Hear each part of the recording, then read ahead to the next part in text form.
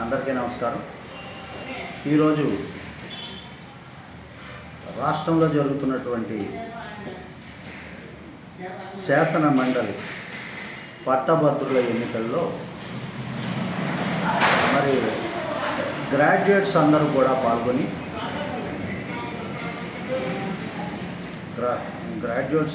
పాల్గొని మరి ఈ ఓటు హక్కును వినియోగించుకొని విజ్ఞత కలిగినటువంటి మేధాశక్తి ఉన్నటువంటి మరి సామాజిక స్పృహ ఎవరికైతే ఉందో సమాజంలో జరుగుతున్నటువంటి ఈ పరిస్థితుల మీద పూర్తిగా వారికి నాలెడ్జ్ ఉండి ఎవరైతే ఉన్నారో ఆ వ్యక్తుల్ని మనం శాసన మండలికి పంపించడం ద్వారా మనం మరి సరైనటువంటి అభ్యర్థిని ఎన్నుకున్నటువంటి ఆలోచనతో ముందుకు పోవాలనే ఉద్దేశంతో ఈరోజు యునైటెడ్ గ్రాడ్యుయేట్స్ ఫోరం అనేటటువంటి దాన్ని ఏర్పాటు చేసి మరి మా మిత్రులు పెద్దలు డాక్టర్స్ ప్రొఫెసర్స్ అలాగే న్యాయవాదులు ఇతర వివిధ రంగాల్లో ఉన్నటువంటి మరి ఉన్నత స్థానాల్లో ఉన్నటువంటి గ్రాడ్యుయేట్స్ అందరినీ కూడా కలిపి ఒక యునైటెడ్ ఫోరం కింద ఈ గ్రాడ్యుయేట్స్ని చేయడం జరిగింది.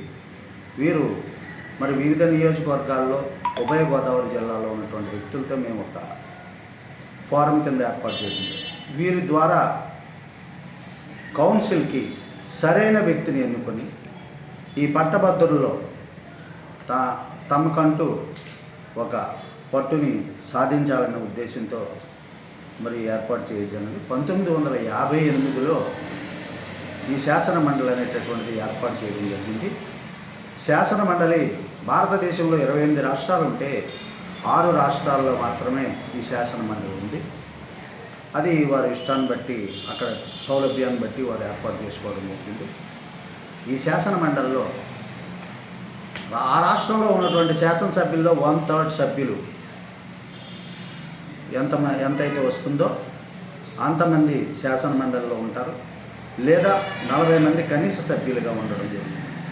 అందుచేత 175 మంది ఉన్నటువంటి మన అసెంబ్లీలో దాన్ని బట్టి సంఖ్యాపరంగా చూసినట్టయితే 1/3 అంటే 58 మంది సభ్యులు శాసన మండలిలో ఉంటారు. ఈ గ్రాడ్యుయేట్స్ నుంచి కానీ టీచర్స్ కాన్స్టిట్యున్సీస్ నుంచి కానీ 5 అభ్యర్థులు చొప్పున ఉండేటటువంటి అవకాశం ఈ శాసన మండలి ఉంది. అటువంటి ప్రతిష్టాత్మకమైన ఈ పట్టభద్రుల స్థానం నుంచి పోటీ చేసేటటువంటి వ్యక్తిని మన ఉభయ గోదావరి జిల్లాల నుంచి సమర్థవంతమైన వ్యక్తిని, మంచి నాయకత్వ లక్షణాలు ఉన్నటువంటి వ్యక్తిని, సమస్యల పట్ల సరైన అవగాహన ఉన్నటువంటి వ్యక్తిని ఎన్నుకోవాలనేటటువంటి ఉద్దేశంతో ఈ ఫోరంని ఏర్పాటు చేయడం జరిగింది. అందుచేత ఈ ఫోరంలో ఉన్నటువంటి సభ్యులందరూ కూడా మరింత మందిని మరి చైతన్యవంతులను చేసి ఈ గ్రాడ్యుయేట్స్ ఎన్నికల్లో పాల్గొని ఒక ప్రతిభా పాఠవాలు ఉన్నటువంటి వ్యక్తిని ఎన్నుకునేందుకు మనందరం కృషి చేసి ఈ రాష్ట్రంలో ఒక ఉన్నతమైనటువంటి శాసన మండలి సభ్యుల్ని ఎంపిక చేసే దాంట్లో మన పాత్ర కీలకంగా ఉండాలనేటటువంటి ఉద్దేశంతో ఈ ఫోరంని ఏర్పాటు చేయడం జరిగింది.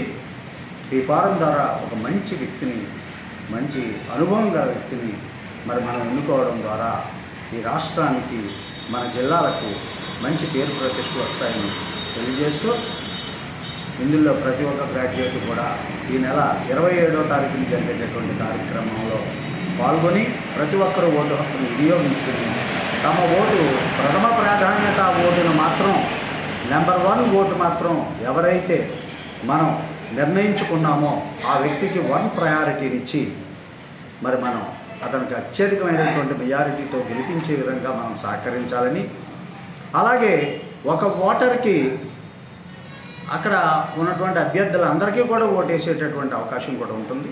మనం ప్రయారిటీస్ ఏ విధంగా అయినా ఇవ్వచ్చు. దీని మీద కూడా సరైన అవగాహన లేకుండా కొంతమంది గ్రాడ్యుయేట్స్ ఉండడం జరుగుతుంది. వారికి కొంత అవగాహన కల్పించేటటువంటి ప్రయత్నం కూడా మనం చేయాల్సినటువంటి అవసరం ఉంది. అందుచేత దీని విధానాలని పూర్తిగా వారికి తెలియజేయవలసినటువంటి అవసరం అయితే ఉంది. ఈ గ్రాడ్యుయేట్స్ నియోజకవర్గం నుంచి పోటీ చేస్తున్న అభ్యర్థులు పూర్తి వివరాలు తెలుసుకుని వారి యొక్క పరిస్థితులను బట్టి వారికి ఏ విధమైన ఎవరైతే ఈ జిల్లాల కోసం పనిచేశారో ఈ జిల్లా అభివృద్ధి కోసం ఎవరైతే మరి సరైన వ్యక్తిని ఆలోచించి మనం ఒక నిర్ణయం తీసుకుని వారిని గెలిపించేందుకు మొదటి ప్రాధాన్యత ఓటు వారికి వేస్తూ మన ఫోరం తరపున వారి గెలుపుకు కూడా సహకరించేందుకు మనం ప్రయత్నిద్దాం. అది త్వరలోనే ఎవరికి మనం మద్దతు ఇవ్వాలి, ఎవరిని మనం సరైన అభ్యర్థిగా సూచించుకోవాలనేటటువంటి విషయాన్ని మరొకసారి మనం అందరం కూడా ఒక సమావేశాన్ని ఏర్పాటు చేసి ఆ సమావేశంలో తగు నిర్ణయం తీసుకుని ఆ అభ్యర్థి విజయానికి విశేషమైనటువంటి కృషి చేయాలనేటువంటి అవసరం ఉంది.